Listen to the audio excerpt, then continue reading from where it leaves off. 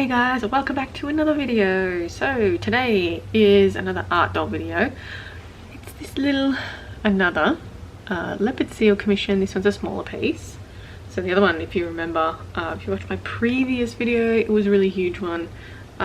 This one is quite small, and this is a commission piece for a customer, which they basically wanted the same thing but like a smaller version. So it has a movable jaw as well. There we go. So the face is made from Super Sculpey. That's for the inside here that I've sort of coloured a little bit.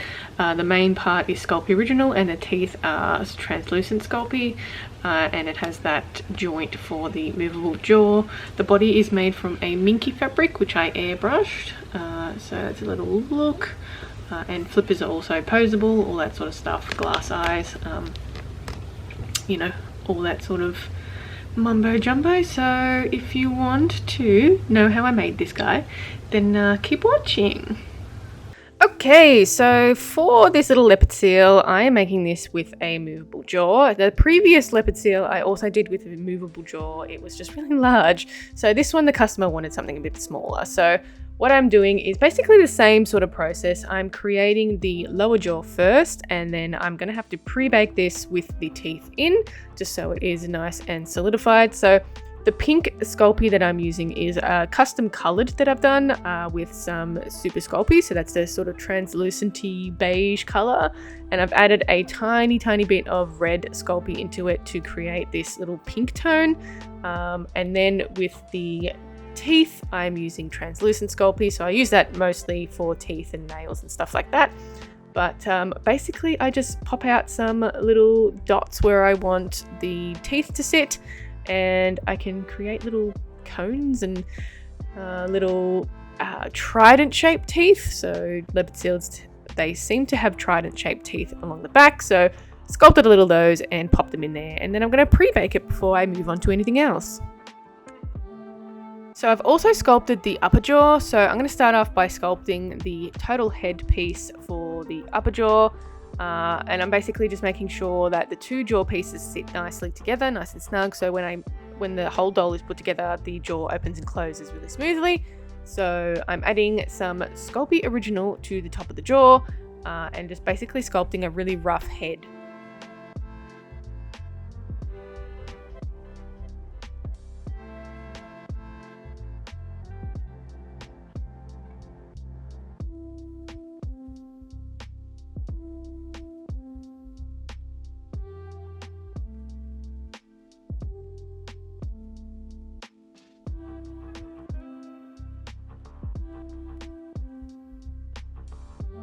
So for the lower jaw, I do the same sort of process, but obviously I'm sculpting it in a lower jaw fashion. Just being really careful when I'm pushing the Sculpey on top of it, not to snap the pieces, because it's thin polymer clay and it can snap with some pressure.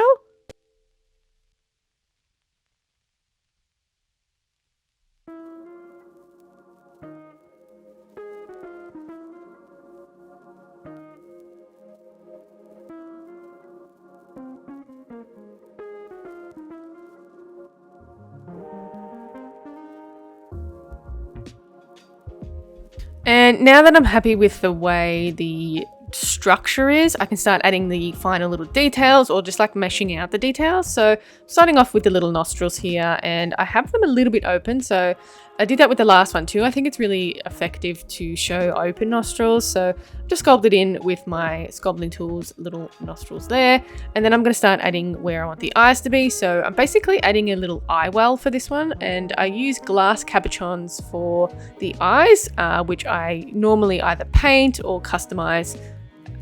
But for these particular ones, I just painted them plain black because they have really dark eyes and they look black to me. So I'm just popping them in there and making sure they're all symmetrical before adding some more final little details.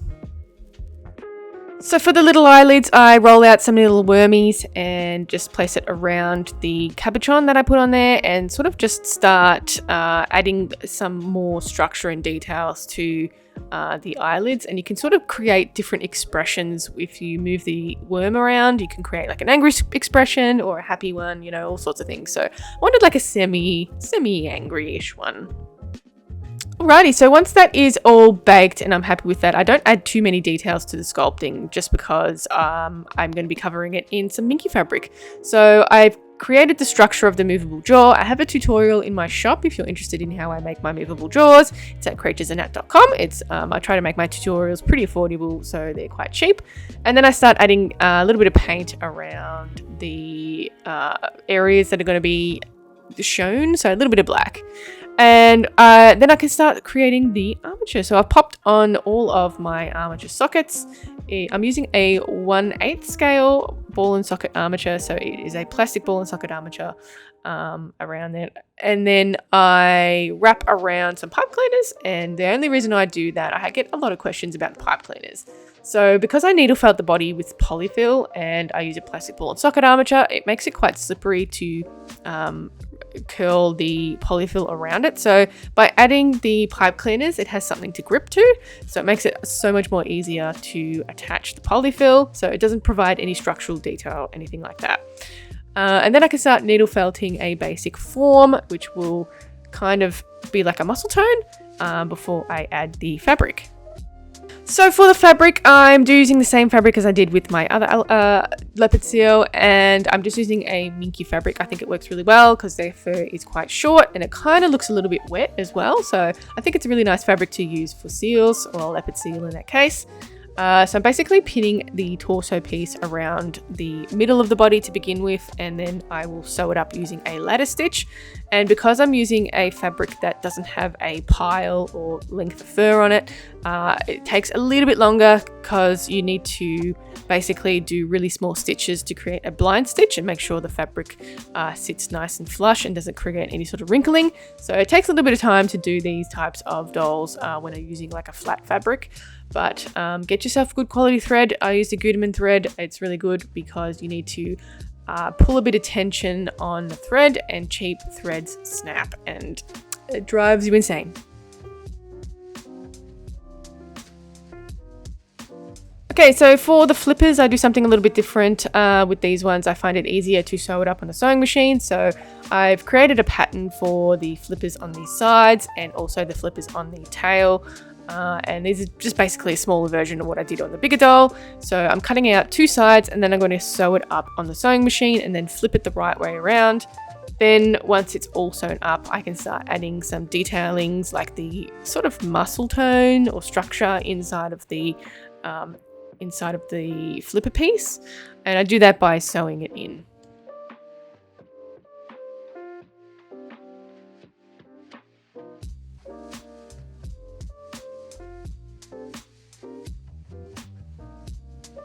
Okay, so once I have put the flipper onto the armature piece, I'm going to add a tiny bit of polyfill, and that's just to bulk it out a little bit so it's not just a flat piece of fabric with an armature in it. So it does need a little bit of polyfill inside. And then I can start pinning it to the body, make sure it's sitting flush, and then I'll start sewing it on and sewing all of the details in.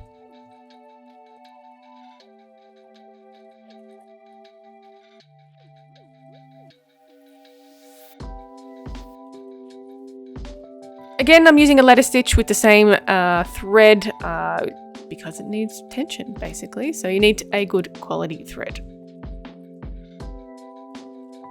Same deal with the flippers at the back, except they're just a different shape. Sewing them together with a ladder stitch as well and adding that tiny bit of polyfill in.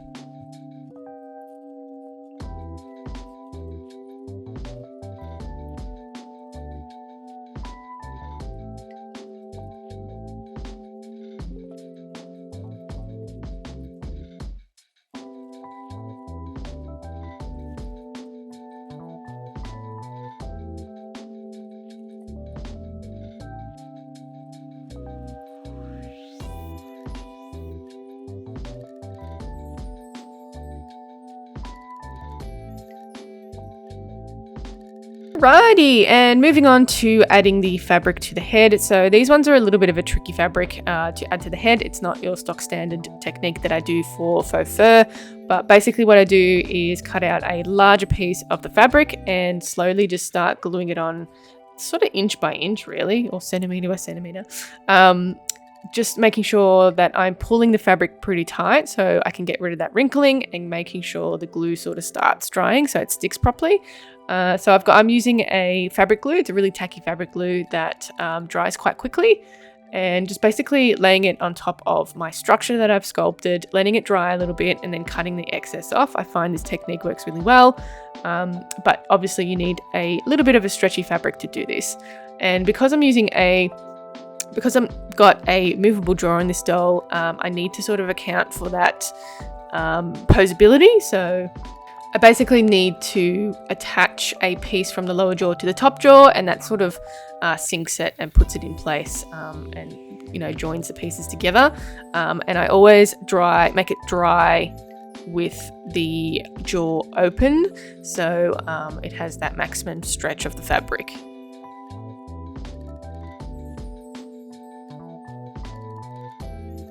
So same deal with the top of the head. The top of the head is also a little bit more tricky. There's unavoidable seam lines, of course, but you need to just be conscious of where you're placing those seam lines. So I can blend it in quite well, and I sort of hide it a little bit with the airbrushing. So it just takes a little bit of fiddling around to get the seam line gone.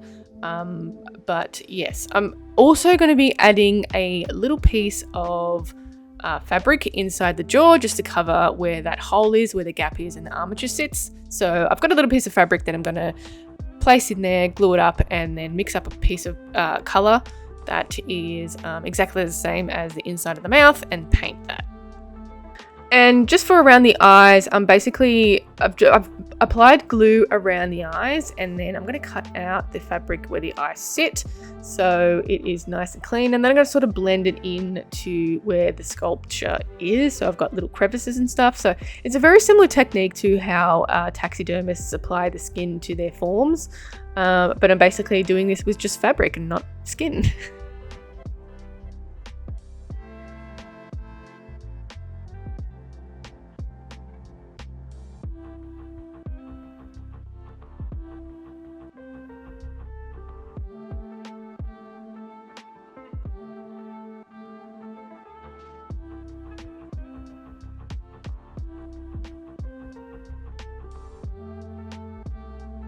And then I'm just going to trim off the excess around the neck area, and I'm going to sew this onto the rest of the body so it is nice and conformed, just cleaning up all of the seam lines and trying to blend it in nicely before that happens.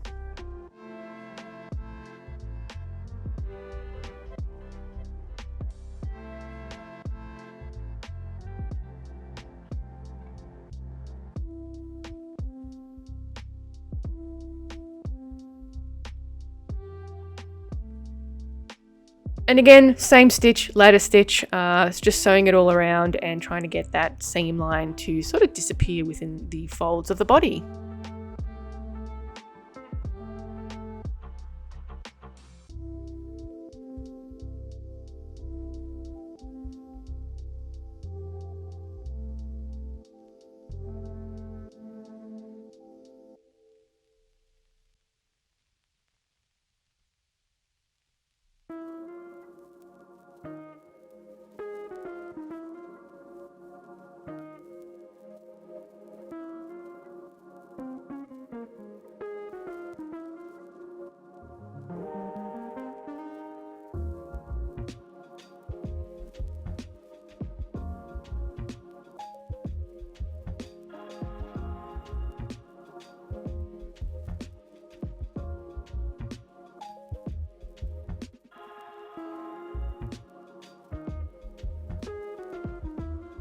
Alright, so once everything has been sewn up, I can start adding the detailing to the flippers. So basically what I'm doing is creating kind of finger structure or a bone structure inside the flippers, and I'm doing this by just stitching around where I want these details to go, and it sort of flattens out the fabric a little bit. And because I've added the polyfill inside of it, it sort of bunches up to one side and creates kind of a bone structure.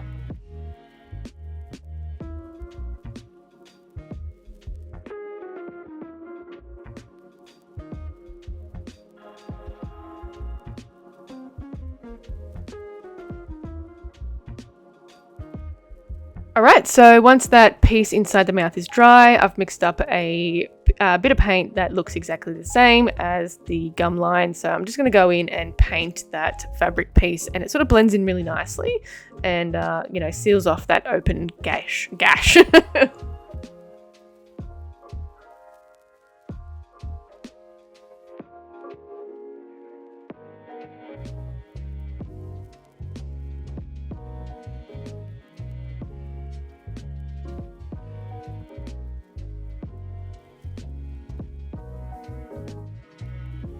All right, then adding some little bit of extra detailing around the nostril area, just with some black, and probably around the eyes and the mouth area before I start the airbrushing.